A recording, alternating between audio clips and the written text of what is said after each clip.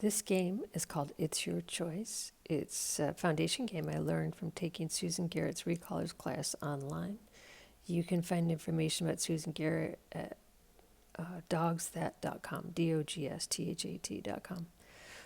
This game teaches choices, dogs how to make good choices. It's not intended to be leave it or a watch me game. You can teach those separately.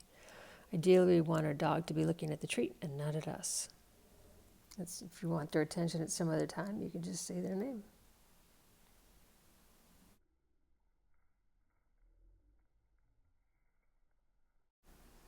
Set your training area with the least amount of distractions.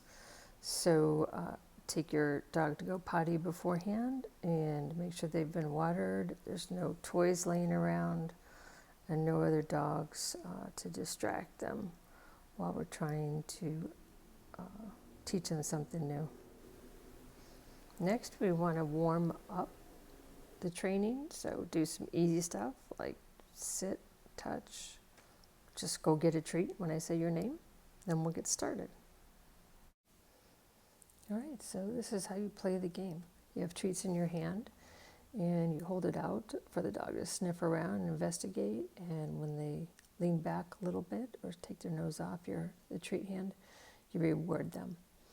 Eventually, we're going to be able just to hold the hand there with it open, and they will just look at the hand, and you'll reward them for not taking that, but instead waiting for you to give them a treat. All right, some dogs can get quite forceful. I don't say anything to the dog when they're doing this, except for remark it with a yes when they do it right. So, the dog's just on its own to kind of sniff around and figure out what to do. And as I was saying, they can get quite forceful, so you want to anchor your elbow to your body, or I have it there anchored to my leg because it's kind of a small dog. You have your hand height level to their face, so if they're standing up, it's easy for them to see in it.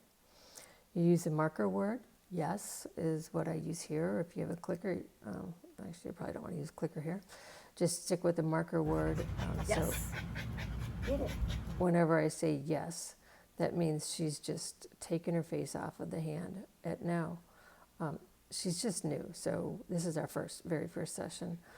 See, she's already turned her head away. She's kind of got it figured out that maybe licking and pawing and hitting the hand with her head.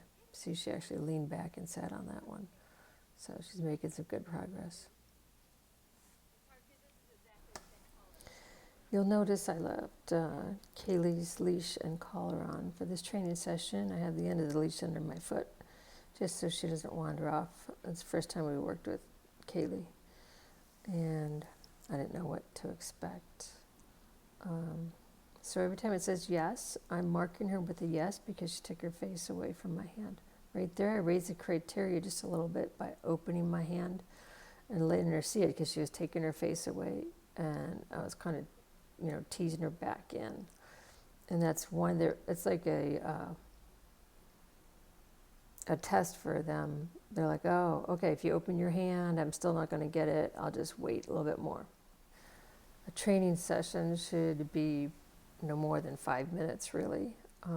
Maybe with warm up and cool down, 6 or 7 minutes, but I often count out my treats, so I don't use too many. So end a session with easy steps. So there's a high rate of reinforcement at the end, and you have a happy dog. That's what we want. So right now I'm just kind of rolling it. I'm saying her name and then rolling the treat just to get her in the habit of being reset. Enjoy.